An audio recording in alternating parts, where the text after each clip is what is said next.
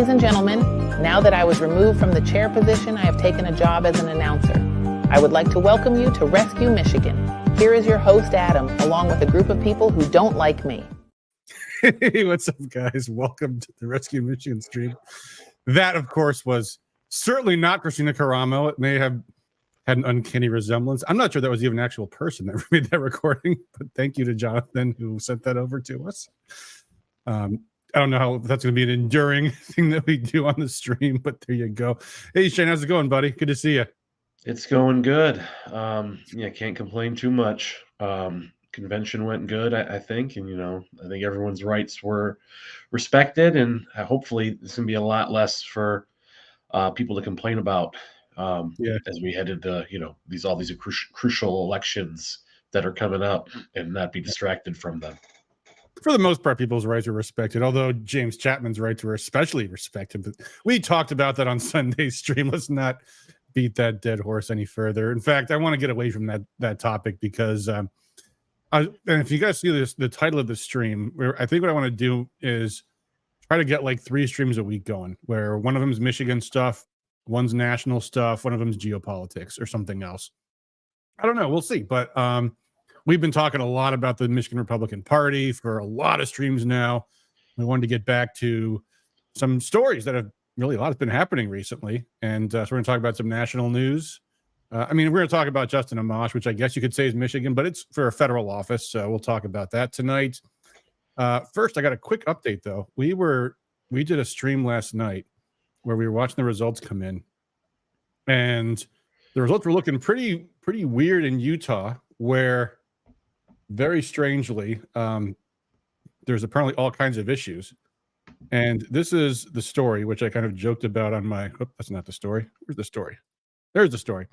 I kind of joked about this on my Twitter page today, that definitely the ass roots have taken hold in Utah, because there was a chaotic night of caucusing where apparently things were not going smoothly in a lot of places. Chaos was reported. And we have this quote from the chair, who says, here's the money quote here. Utah Republican Party Chairman Robert Axson expressed support for the caucus system they used, which I think is more like Iowa's system than what like our quote unquote convention caucus was. Blamed the confusion on volunteers not showing up and a lack of awareness of how the system works. Yeah, well, voters don't like that when things are very, very confusing. But the result is that Trump won all 40 delegates in Utah. Although I will say, and here's the results, and Jane, feel free to let me know what you make of this, but here are the county results in Utah. And you can see, again, Utah, which everyone thinks is extremely conservative, far, far closer. Whoa, that's weird. Those numbers just changed a moment ago. Did you see that? Yeah. Let's make a little adjustment here. But anyway, it was a closed caucus system, so I guess it was winner take all by district or something like that. And if you look here on this map, it's kind of hard to see. Let me try to zoom in a little bit. Let's see if I didn't lose the map here. There's the map. These dark red lines that I'm kind of tracing with my mouse cursor here, those are congressional district borders. And Salt Lake City is actually kind of like divided into all of the 4 congressional districts. But Nikki Haley apparently won Salt Lake County and Davis County, both fairly closely. Of course, Trump trounced her everywhere else. But I think a lot of it has to do with just Democrats getting involved. Although Utah does, they did elect Mitt Romney. They do have kind of I believe like Evan McMullen or whatever got like 20% of the vote there in 2016. So there is kind of that, for lack of a better term, conservative strain in Utah. I wonder though, especially because of if you saw there, it might be an urban thing because Salt Lake City, of course, is by far the biggest city in Utah. Might be a Mormon thing too, though. You got obviously Romney seems to be setting a pattern. I only know one Mormon, and I couldn't talk to her because of she works in the government. So I don't know. Daniel asked, how's Trump's relationship with the Mormons? That's a good question. And I don't know the answer to that. But the thing is, Utah does have a closed system. They have partisan voter registration. I don't think anyone but registered Republicans were allowed to vote in those caucuses. So everything that people have been saying everywhere else about how, we need to have this closed system, it didn't help in Utah, at least not in Salt Lake City. So figure that out. But anyway, it doesn't matter, because guess what? Nikki Haley dropped out. So she's gone. And Trump is now the presumptive nominee. At this point, between this and the Supreme Court decision, which I also want to talk about tonight, I mean, the only thing that's going to stop Trump from winning the Republican nomination is, some kind of fatal incident, which I'm sure they're thinking about doing now. Because they're the hubris of these people to actually think that they could come in and defeat Trump. The too many people demand Trump. After 2020, people won't accept anything but Trump coming back and avenging the all the shenanigans that happened then. So none of the people should have even tried. 2028 will be their year or whatever. But yeah, there was no stopping Trump this year. Yeah, no question about it. All right, so I don't know if, the other big story in the news today, this last couple of days, was Victoria Nuland resigning from the State Department. That might be more like a geopolitics story. Maybe we'll cover that another night. Yeah. But I think the person who replaced her, I'll just add this real quick. The person who replaced her is the guy who, I believe, he oversaw the withdrawal from Afghanistan. Yep, I heard that too. Which is well, I mean, obviously it means he's a disaster, but it also probably means he's going to be a more mainstream person. Like Victoria Nuland is someone who's been like conspiring to destroy Russia for like the last 30 plus years. So, but that's a story for another night, I guess. We'll talk more about Toria, as people call her. Weird, not Vicky, not Tory, but Toria, like a Toria democratically elected government down in Ukraine, or whatever. Hey, John, thank you for the props on the shirt. This is Shamrocks and Shenanigans shirt. I got it from the band House of Pain. We're selling these like 15 years ago, and this is House of Pain. Sure. Wow, I haven't heard of them in a long time. Yep. Awesome. Anyway, so I want to delve in a little bit more into the story of this Supreme Court decision. We touched on this last night, talking about this on at first glance, 9-0 victory, complete BTFOing of all these complete wackos on the left who thought they could just remove Trump from the ballot. And it's true. And let's not downplay the fact that the decision being unanimous was a bit of a triumph, because I certainly wouldn't have banked on Ketanji Brown Jackson voting with the Republicans on that. But it wasn't entirely a unanimous decision. It's very, very interesting how this all actually breaks down. So let me go to this opinion here. This is the overall opinion of the Supreme Court, and we're not going to read through it. You guys have heard about it in the news. You get the idea. But there is this interesting section here, section 2A, where this is where the court goes out to say that only Congress has the ability to disqualify a candidate only under the 14th Amendment, rebellion, insurrection, whatever you want to call it. And it lays this out in detail. It is necessary, as Chief Justice Chase concluded, the Colorado Supreme Court itself recognized that to ascertain what particular individuals are embraced. Chase went on to explain that to accomplish this ascertainment and ensure effective results, proceedings, evidence, decisions, enforcements of decisions more or less formal are indispensable. For its part, the Colorado Supreme Court also concluded there must be some kind of determination that Section 3 applies to a particular person. The Constitution empowers Congress to prescribe how those determinations should be made. The relevant provision is Section 5, which enables Congress, subject to the course of judicial review, to pass appropriate legislation to enforce the 14th. This is all in the 14th Amendment. That's what that Section 5, Section 3 they're talking about is. Or as Senator Howard put at the time, Section 5 casts upon Congress the responsibility of seeing to it for the future that all the sections of the amendment are carried out in good faith. Congress's Section 5 power is critical. Anyway, now why is this all so important? Well, because first off, let's look at what the liberals on the court said. So let me just scroll down to where they weigh in. And although they did concur with the thrust of the case. They were very, very mad about this. And here's what they said. Quoting from Dobbs v. Jackson, if it is not necessary to decide more to dispose the case, then it is necessary not to decide more. That fundamental principle of judicial restraint is practically as old as our republic. And this goes on. And they are very upset about this. The court departs from this vital principle, deciding not just the case, but the challenges that might arise in the future. How far into the future do you think there might have been some challenge that might have arisen? Like, let's just say, for example, let's just say one of Trump's court cases ends in a conviction. Say, I don't know, case in Georgia. And let's just say that the Biden Justice Department makes an application to a federal district court saying, you see, he engaged in insurrection. He needs to be disqualified from the ballot. And the federal judge, probably appointed by Biden or Obama or, Clinton even. Oh yeah. This now makes it. No, the Supreme Court shut this down. 5 of them did in those few paragraphs.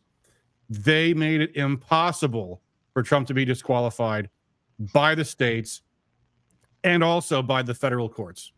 That's what was so critical, because they were still clinging to that. And that's why these liberal justices flipped out. They were so mad about this. They wrote this whole thing, and their argument basically just is, well, we didn't have to decide this because, and in fact, this is where we're going to go to Amy Coney Barrett, because she said something very, very similar to them. But I mean, other than just the liberals on the court just spitting blood, they are so pissed off at the decision about that. So Amy Coney Barrett, this is what she puts out. Trying to be the peacemaker, I guess. She says, I join parts 1 and 2B of the court's opinion. I agree the states lack the power to enforce Section 3. That principle is sufficient to resolve this case. I would do no more than that. This suit was brought by Colorado voters under state law and a state court. It does not require us to address the complicated question of whether federal legislation is the exclusive vehicle through which Section 3 can be enforced. Really? It's complicated? Is it really complicated, though, Amy? The majority's choice leaves a different path. Choice of a different path leaves the remaining justices with a choice of how to respond. In my judgment, this is not the time to amplify disagreement with stridency. Why?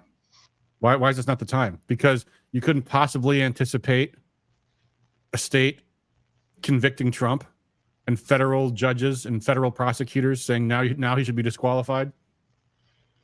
No, the court has settled a politically charged issue in the volatile season of a presidential election. I mean, actually, to my view, like, they should have gone way farther. They should have disbarred the justices of the Colorado Supreme Court that voted for this. And that's how egregious this whole thing was. I mean, this is to the point where the Democrats, you should always put Democrat in scare quotes. You should always say the so-called Democratic Party. Always remind people, actually, they're completely anti-democratic. Actually, they hate giving voters the choice. Actually, they want to disqualify people they don't like. That's what this whole thing was about. Blocking Trump from the ballot. But the way they see it is they're helping democracy because Trump is such a fascist, and you have to do everything to stop them from hurting democracy. So they're protecting democracy by going after Trump in their warped minds. Yeah. So Barrett says, for present purposes, our differences are far less important than our unanimity. All 9 justices agree on the outcome of this case. That is the message Americans should take home. I have a very different opinion about that, Amy. I think the message Americans should take home is that the 3 liberals were hoping that they would still get to disqualify Trump through alternative means.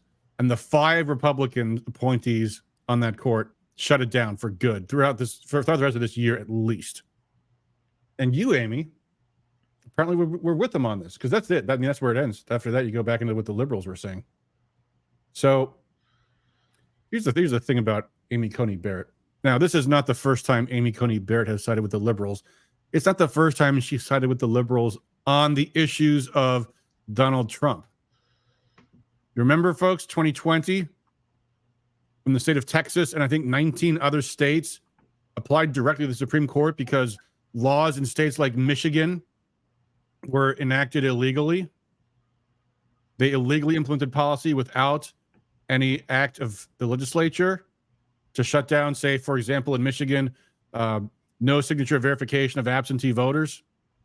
And the Supreme Court declined to hear the case. And Amy Coney Barrett was with them declining to hear the case. I mean, this is, at this point, folks, shut the door on anything thought you might have had that Amy Coney Barrett was a great pick for the U.S. Supreme Court. Because in her opinion, they should have allowed it to hang out there that once a state conviction, like in Georgia, where, I mean, obviously that case is falling apart now, but, you know, what about in Washington, D.C.? About the Jack Smith thing? Apparently everything's going good for Trump. What if it wasn't? What if the federal judge in any district in America could just have Trump thrown off of the ballot? And Barrett was like, oh, yeah, that we shouldn't have touched that question because that's completely impossible that might have happened this year. But I mean, I believe Coney Barrett and Kavanaugh, both of whom I'd say are mediocre at best. A lot of these people, they get rubber stamped by the Federalist Society, which is one of these conservative incorporated organizations that exist to support the status quo. So they're not, they don't want, their lawyers, their attorneys, their judges.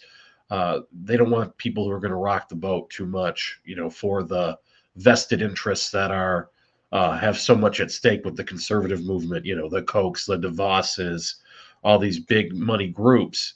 They put in lawyers and judges to make sure that the system continues unabated and their bread keeps getting buttered. So that's what the conservative legal theory is all about, mostly, is just serving the massive corporations.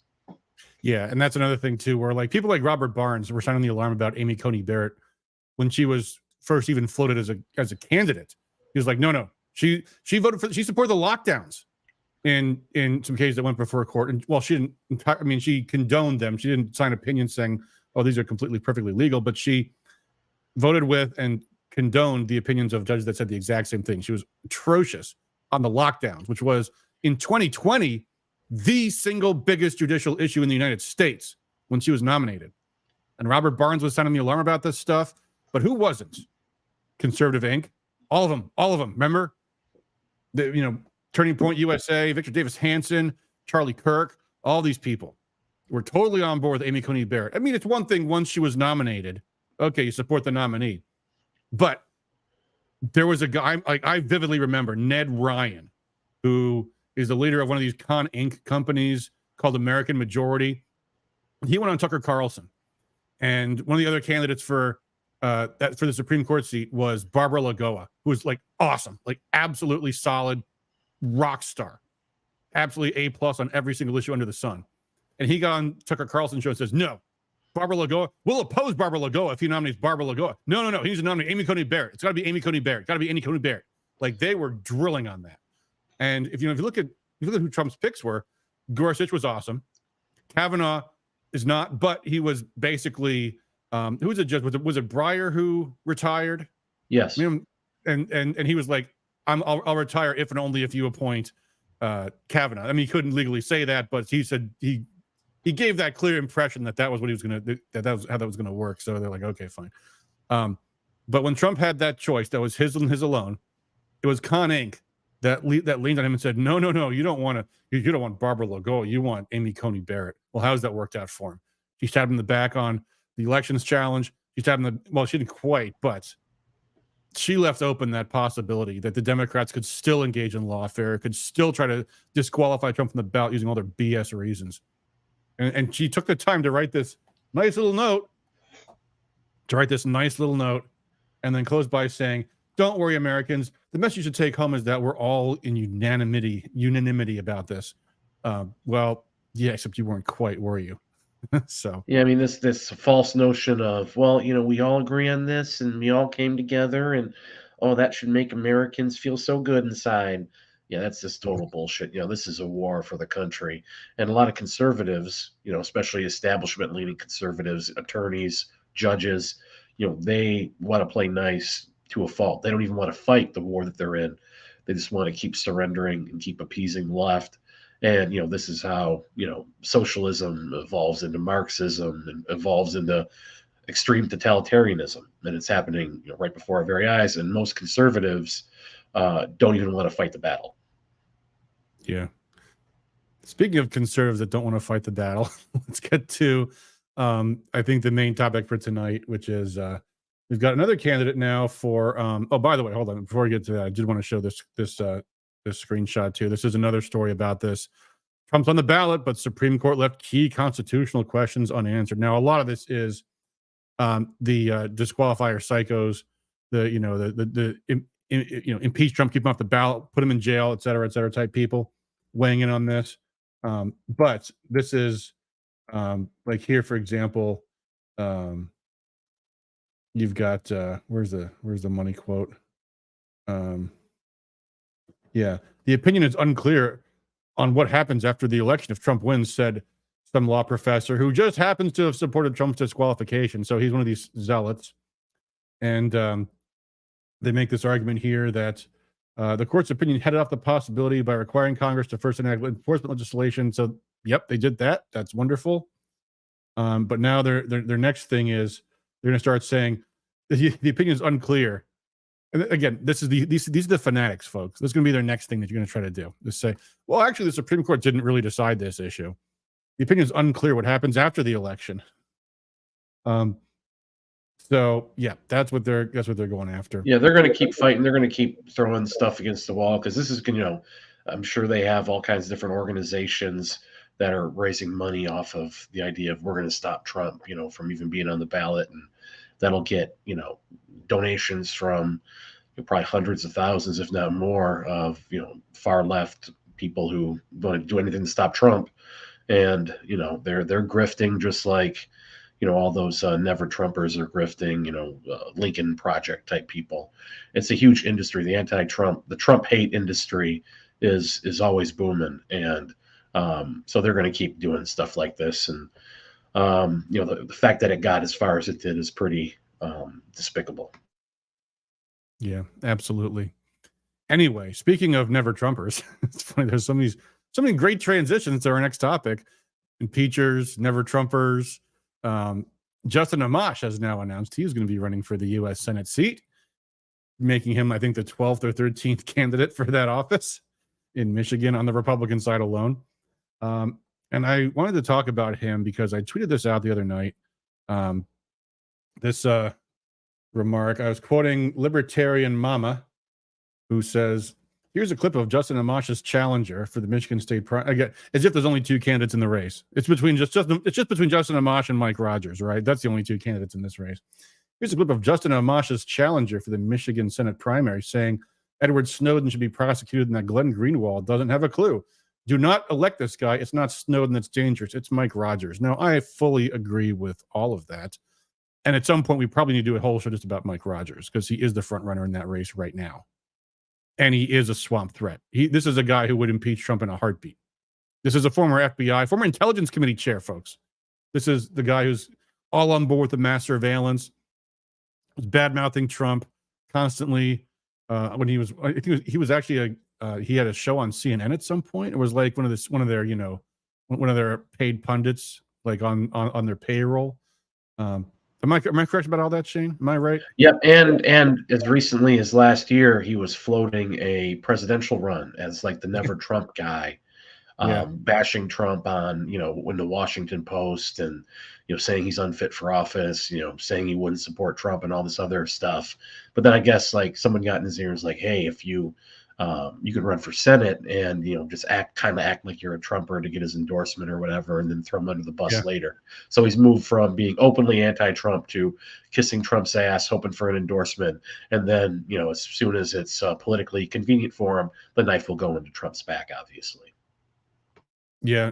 Barry Altman says, Craig just endorsed Mike Rogers. Who? Yeah, I know. James Craig, the guy who was polling at like 0%, whose campaign was broke, running for U.S. Senate, who's going to be our governor, but then he didn't qualify for the ballot because his campaign screwed up.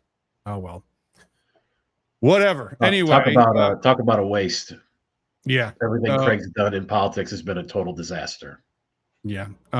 Anyway, so at some point we need to talk more about Mike Rogers, but since he has just gotten in the race just this past week, Libertarian Mama made this post, which I responded, I will never vote for Mike Rogers, nor for Amash, two sides of the same traitorous coin.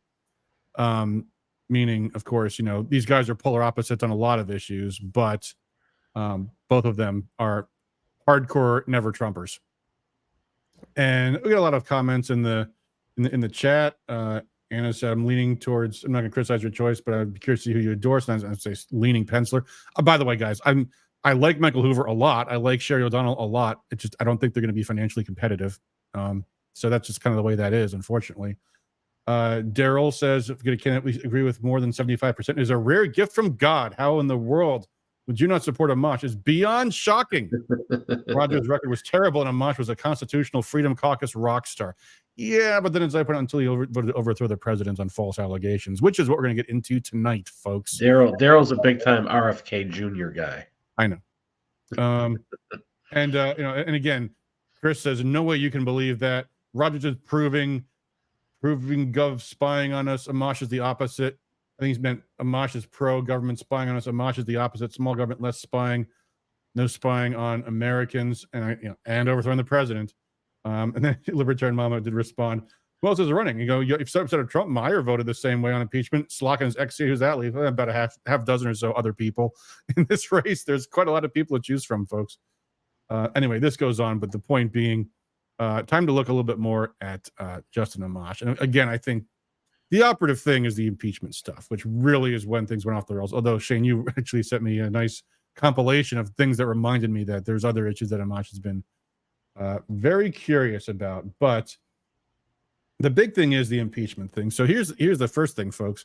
You might wonder, what is it that Amash saw in the impeachments that led him to support impeaching Donald Trump?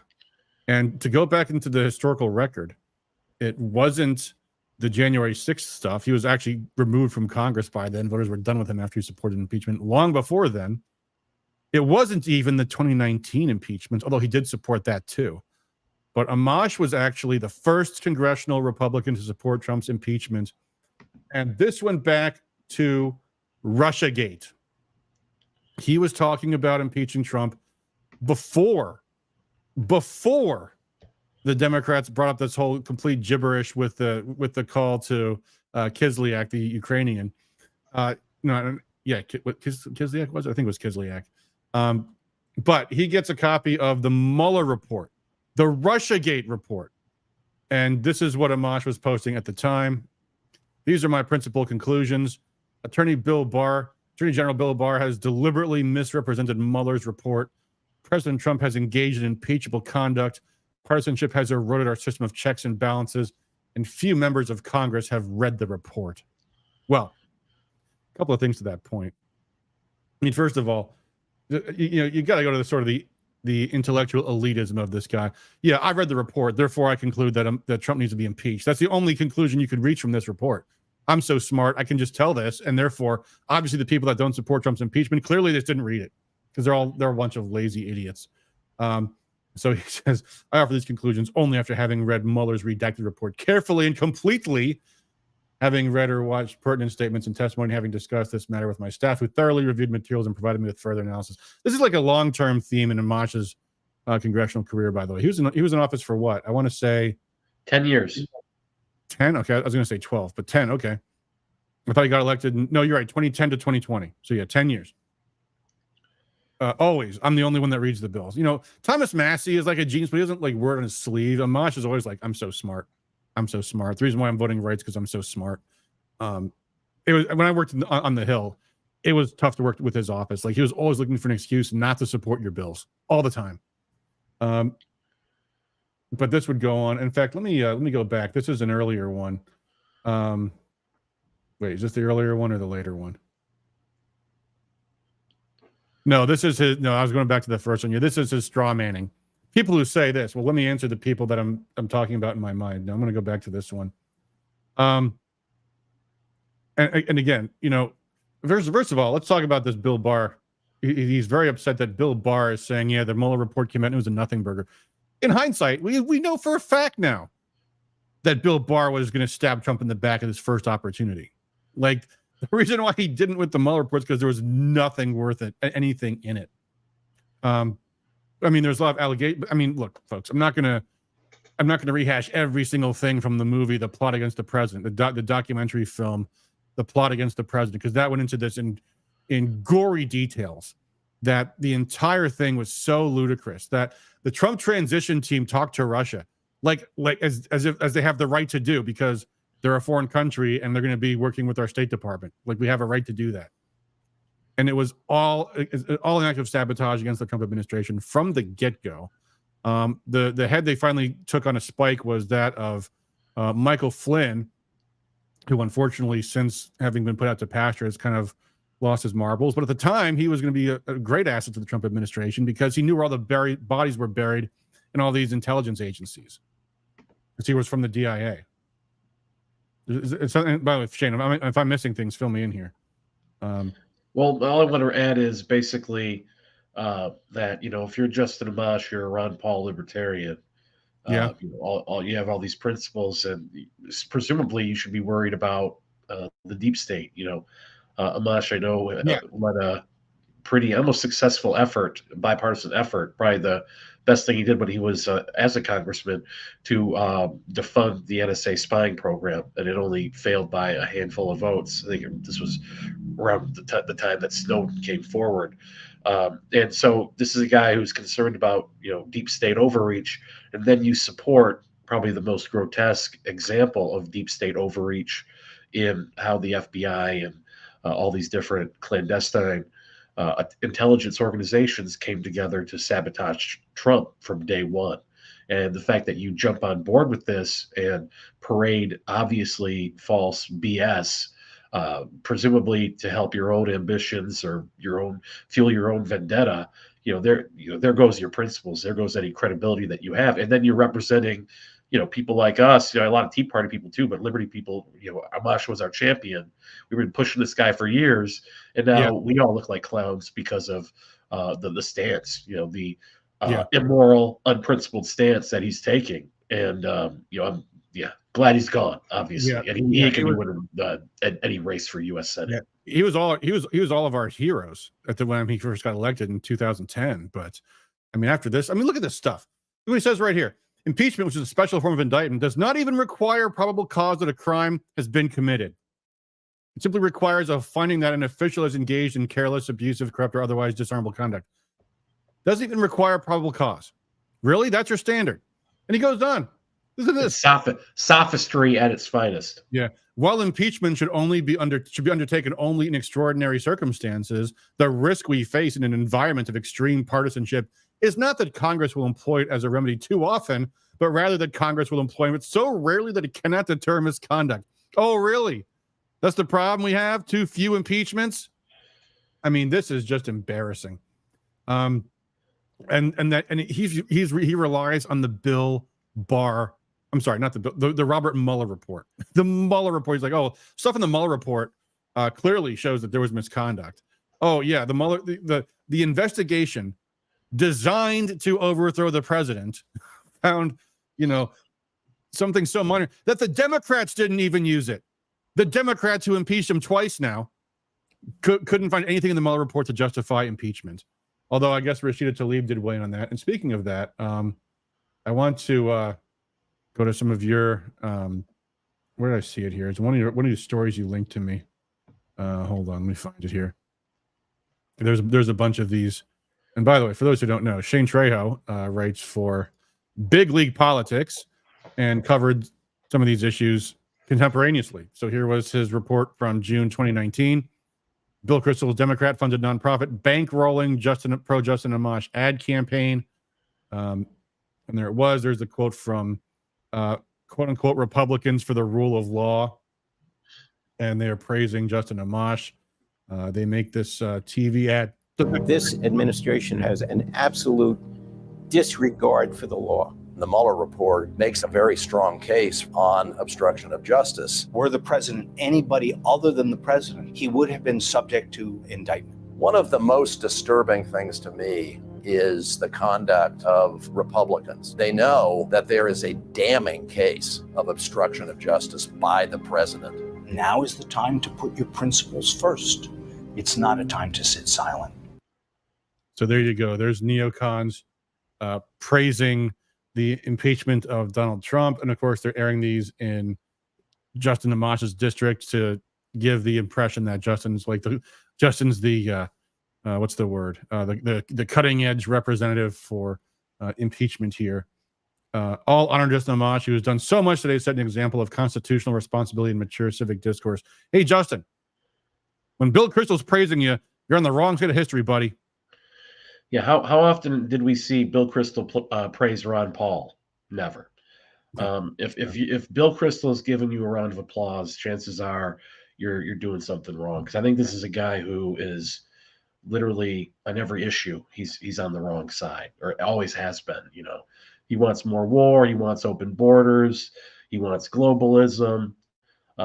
Basically everything that conservatives hate, Bill Kristol wants it. And for him to come out so vocally for Amash and have his group put ads out there designed to promote Amash in his district, shows that Amash had lost his way. And I really think that Amash was coordinating directly with these sort of people and thinking oh, this is my chance.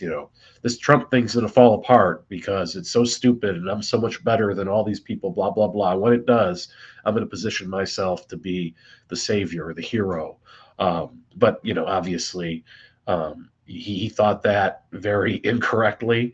And I think a lot of DC elite types, and unfortunately, that's what Amash became. He didn't start that way, I don't think, but that's what he became. They thought that this Trump thing is, going to be a flash in the pan. It's going to be gone before you know it. They weren't in the grassroots. They didn't see how deep rooted the support of Trump and his agenda to restore America, how deep that goes. And it's a once in a generation political shift that's underway. And someone like Amash, who, is, not the most, charismatic or likable guy, the idea that he could upend that somehow shows his incredible amount of hubris that he had. Yeah. Stephanie Rechtenwall says, what makes me angry is that so many other people are competing with Rogers versus all the other grassroots candidates. It is almost a guarantee that Rogers will win the primary. Well, the question is if any one of the grassroots candidates has millions of dollars to spend in their campaign. And none of them do, except for maybe Sandy Pencilor, possibly Glenn Wilson, but I'm not sure about that. We'll see. But look, folks, I mean, I've warned people all the time. When you have high-level races like governor, U.S. Senate, it's easy to find a candidate that can say all the right things and doesn't have the financial resources for the size of that and scale of that race. That's just the way it goes. In the U.S. Senate race, I see a lot of people. I signed the petition, and I like the guy. I like him very much. I don't think he's going to be able to spend enough money to be competitive. That's just the hard reality. Go ahead. In the U.S. Senate race, there's a lot of really good candidates who would be great for state Senate or state house. That's where I think a lot of the people running should be focusing on more winnable races where if they can raise 50,000, 60,000.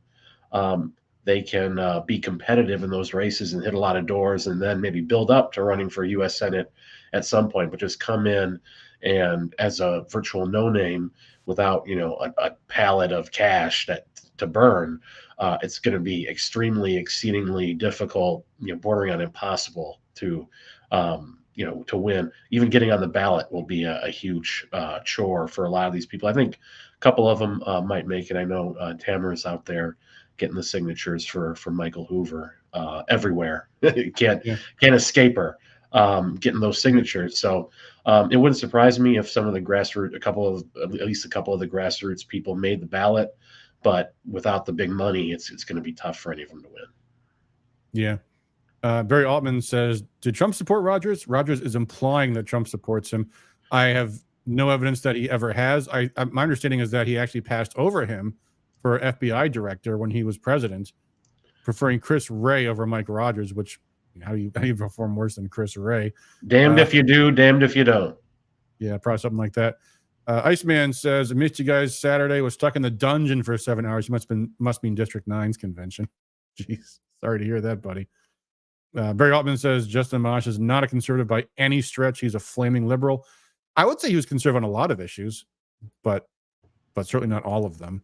And we'll look at some of those in a moment. Tamara says, when is Rescue Michigan going to do an online Senate race forum? Probably never. I mean, I've already made my opinions known about the Senate candidates, a lot of them anyway. So I don't think people would rely on me to be a fair host, and that's fine. That's just the way that goes. Anyway, another thing about Rogers, I'll just throw this in there about Rogers, is that he won't go to any of the grassroots debates. He won't really talk to anyone in the grassroots. It's all elite driven,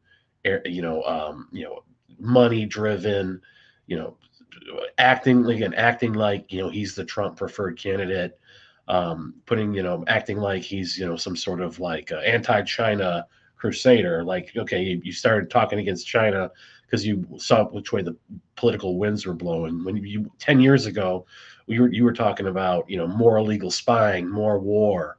You weren't talking about China. So he's running the worst type of campaign. And as my official opinion is anyone but Rogers. So I would support Amash over Rogers. I'd support Peter Meyer over Rogers. As long as Rogers loses, I'll be happy. Yeah, I mean, also I would say we don't have to. I'm going to cast my vote in the primary, and then my guy Willard will not win, and then we'll be stuck with whoever the nominee is. And there are some I could probably hold my nose and support. Mike Rogers is not one of them. Absolutely not. I will not support a deep state swamp rat like him ever. Anyway, so here's this article that you posted September 25th, 2019. Amash calls the Ukraine phone call highly incriminating. The call, which the transcript is now everywhere, it is supremely non-incriminating. He calls on this Ukrainian politician, and very casually says to Zelensky, you really ought to investigate what the story is with this prosecutor that got removed, the one that Biden was talking about. The highly incriminating evidence in this entire issue is that Joe Biden's son Hunter was on the board of Burisma, and when the prosecutor, the equivalent of the attorney general in Ukraine, was looking into the corruption going on at Burisma, that he was then on Joe Biden's orders removed, when Joe Biden basically just threatened Ukraine, saying, I'm going to withhold $1 billion worth of aid to Ukraine if you don't fire the prosecutor. And then, as Joe Biden said, quote, son of a bitch, the guy got fired. He laughs at the Council on Foreign Relations. And Trump has the audacity to say, you might look into that corruption because it was documented corruption. And Justin Amash says, no, that's grounds for impeaching the president of the United States. That's appalling. And this is what he says, a highly incriminating transcript. And it seems POTUS doesn't know the difference between. I mean, this is the same kind of gaslighting we got like when we had the call between Trump and Brad Ratberger in Georgia. And Trump is like, yeah, you should see if there's actually votes out there for me that haven't been counted. And Ratberger's like, he should interfere in the election. Just a complete spaz out, which, as Trump accurately said, was a completely proper phone call. It's the same exact story. Like, just lie about him. Yeah. So here's Amash's take on this call. Trump says, we do a lot for you. Zelensky says, we're almost ready to buy more javelins from the United States for defense purposes. Trump says, I'd like you to do us a favor, though. That's like how every single foreign policy transaction in the history of the United States has worked. That's what he wants them to impeach him for. I want to find out. Like, why would you be supporting us giving huge foreign aid checks to countries that excuse corruption anyway? Is that really what we should be supporting as conservatives? So Amash is just grasping at straws here because he wants to do anything he can to attack Trump. Yeah, he's condoning criminal activity. He's condoning protecting the vice president of the United States and his son from prosecution. And in a classic quid pro quo foreign policy transaction, give me your prosecutor's head on a spike, or you don't get the money, is what Joe Biden said, and that's what Amash wants to protect.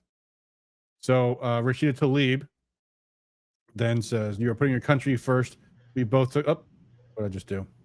Nope. No. So Talib loves Amash, and Bill Kristol loves Amash. Yeah, Rashida Tlaib, Bill Kristol. Well, they can donate to Justin Amash. They can elect Justin Amash. For all I care. What else we got? We got. Here was an interesting story that I saw you posted, Shane. Where did it go? Hold on. Let me pull this up here. Flashback. Justin Amash supported federally funded transgender surgeries for military. Oh. In 2017, Amash joined 190 Democrats and a handful of liberal anti-Trump Republicans to reject a proposal by Representative Vicky Hartzler to deny federal funds for the elective surgery of military personnel claiming they are transgender. We must confront these challenges by ensuring our defense dollars maximize the military's readiness and lethality, Hartzler said. That's why I'm offering an amendment to advance these goals by prohibiting taxpayer dollars from funding gender reassignment surgeries and related hormone therapy treatments for members of the military and their dependents. The measure could have saved $3.7 billion over the next decade. That's a lot of generals being chopped off right there. And Amash apparently got a lot of heat for having voted no on that. I wonder what his explanation was. He said it was Mattis told him not to do it. Yeah, that's weird. He's listening to Jim Mattis on everything. So he claims, yeah, here's the quote. Mattis and White House urge us not to adopt the Hartzler Amendment, and all the administration wants is 3 months to review everything. Oh, sure.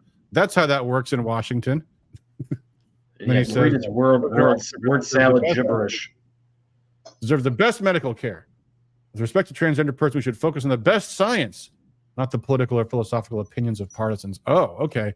So the medical doctors that are prescribing these surgeries for minors and for military members, clearly they are the experts on this. Why are these politicians? What do they think they're doing? Banning taxpayer dollars from funding genital mutilation surgeries, other than being stewards of the taxpayers' money.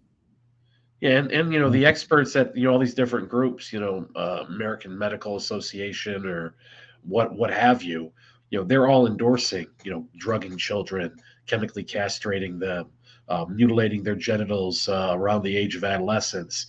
So this is all mainstream practices now. Back in the day, the medical community said that shock therapy and lobotomies were mainstream practices. So it's not like the so-called experts can't support abominations. And if you're as a libertarian, you shouldn't support, all these different quasi-governmental agencies promoting, the horrible disfigurement and just say, oh, trust the experts. At the very least, it shouldn't be funded by the government. And Amash couldn't even do that. Yeah. Here's another story from our intrepid journalist. Republican Justin, I think by this point, he might have already left the Republican Party. There's another thing, folks. Remember? He left the GOP. He was an independent in his last term. Problem with that, Justin, is that the independents in Washington are allowed to be independents because they're complete puppets of the swamp.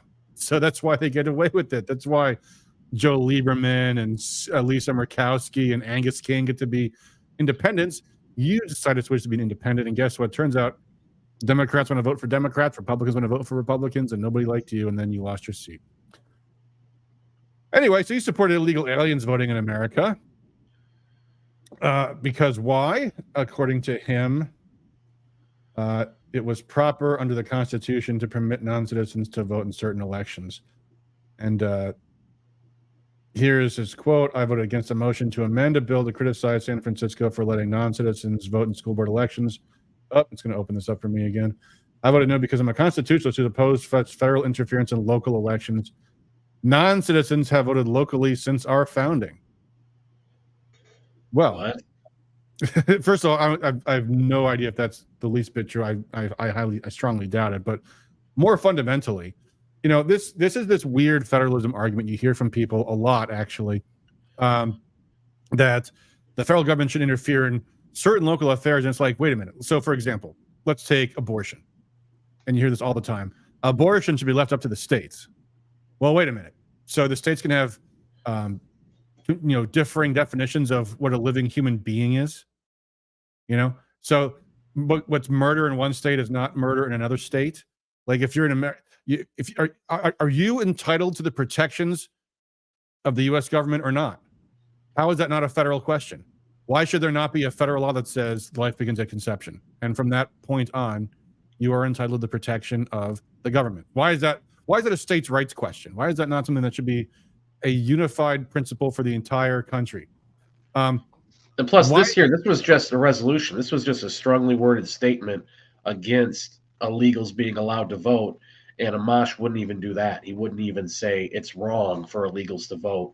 And then he comes up with some, again, gibberish, word salad, sophistry of, well, non-citizens have voted. And back in 1786, a non-citizen voted. It's tedious. And it's just an excuse for him to, I think, he's probably a left libertarian. And this is his way of kind of trying to sell it to conservative constituents who are outraged for good reason. Yeah. Why should any municipality allow illegal aliens to vote in local elections? Is the question. They're by definition criminals. And plus, okay, the illegals are going to come in, they're going to vote for a local election, but they won't vote for anything statewide or national at the same time. Yeah. Of course they will. Okay, the process is wide open. Yeah, so it's just illegal aliens are by definition criminals. Why should legal aliens be entitled to a vote? They're guests. They're not, they might be residents for a time, but that's not the same as being a tax-paying citizen.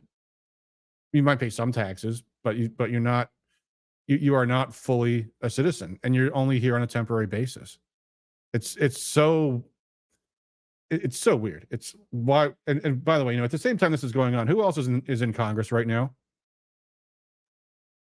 191 other Republicans, including Thomas Massey, including, I don't know who else was in the office at the time. I think Jim Bridenstine was already gone by then. But the point being, not a single other Republican agreed with Justin Amash on this.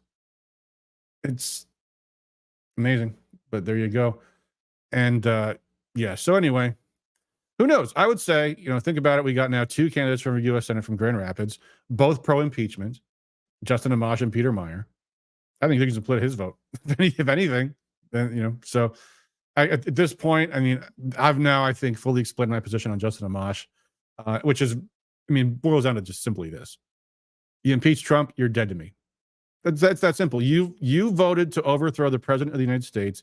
You went out on social media supporting the overthrow of the president of the United States. You gave aid and comfort to the people supporting a coup against the president of the United States.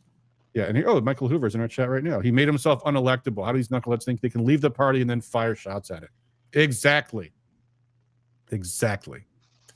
So, he's a political opportunist. He proved himself to be a hack. He, pretty much inherited a movement. A pretty, at what was once a pretty solid movement, the Liberty Movement, after Ron Paul, and then he squandered it, he blew it, made us all look like assholes, and now he's just kind of lingering around, trying to keep himself relevant, trying to get the next easy government paycheck. He's become probably pretty much everything that. You don't have to worry about that. He ain't going to be the nominee. That's for sure. But he'll be probably grifting another way through this, I'm sure. But yeah, he's become like everything that he said he hated. Career politician, just lingering around, grifting, being disingenuous, and there was a lot of disappointments that kind of came out of the Liberty Movement. But I'd have to say he's up there at number 1. Well, I don't know about number 1. I'm sure I can think of other people too. But at the end of the day, it's just I felt compelled to say something because there are some great people, some old friends of mine who are like, well, that Amash, the impeachment thing was bad, but it's not. There's still, he was such a great congressman for so long on so many issues. Like, well, was he though? There was a lot of issues he went south on. Yeah, Michael Hoover says Rand Paul tried to reason with him, but he's so full of himself to stay. Yeah, that's the defining feature of Justin Amash, is how full of himself he is. And you could, I remember when John Riley first got elected to the state house, and we were talking about doing things like posting all the vote explanations. And my recommendation to John was, I'm like, look, John, it's okay, and you should absolutely always vote your conscience, do the right thing, post explanations is great, don't just badmouth your colleagues every chance you get, like Justin Amash does. And of course, I mean, that was the thing about Justin, is compared to, say, someone like Jim Jordan, who will vote the right way, but he doesn't make enemies left and right. That was like Justin's thing. I don't know why it was, but he was very, very full of himself. And, as you said, Shane, he got elected on the backs of the Ron Paul campaign in 2008. Like, he was our first big project after the 2008 campaign. The next one, of course, was Rand's election. Yeah, I mean, at this point, you've already left the Republican Party. He was toying with the idea of running as a libertarian for president before turning that aside. And, when he tweeted, it was a couple of weeks ago, he tweeted, "I'm hearing from so many people how we need someone good to run for the U.S. Senate. And I just can't help but think that maybe it's my duty to run." Like, as if there wasn't a dozen other people in that race already, including multiple people that are quite good. So, yeah. Yeah, Pitiful. just being his normal smug asshole self. So Yeah, he'll All right, get, guys. I don't even think isn't it kind of too late to get in to even get on the ballot at this point? Like, it doesn't he have to collect all the signatures in like a very short amount of time? I don't think it's too late. No, I think you've got until like sometime in May. I could be wrong about that. But I know, like, I saw at the convention last weekend, some candidates collecting signatures, so it's not too late. Anyway, so I want to close the show. If there's anything more you want to add, Shane, go ahead. Certainly give a plug to bigleaguepolitics.com, where you are regular writer. And We got exposing Mike Rogers up there right now. Nice. Yeah, he's all the McConnell rhinos are coalescing around him right now. Including the what's his name? Senator Daines is one of them. Yeah. Pretty much handpicked Rogers and recruited other never Trumpers like Larry Hogan in Maryland to run for Senate. So they're trying to get in a bunch of anti-Trumpers into the Senate and drown out the MAGA America First movement. And Rogers is kind of the centerpiece of that. Yeah. Oh, on Rumble, it's me again. Sai says, "What is Amash running for? U.S. Senate? And can we get someone good to run?" I would submit there are already at least 3 good candidates that are already running. So that's, yeah, there already are good candidates. So there you go, folks. I think that will do it for us for tonight. We will still have our regular stream on Sunday, and maybe one of these days I'll get a geopolitics stream in there as well. Anything more you got for us tonight, Jim, before we sign off? I think I'm good.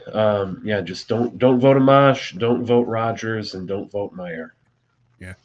All right, guys, that'll do it for us for tonight. Until next time, as always, thanks for all I do for liberty. Peace.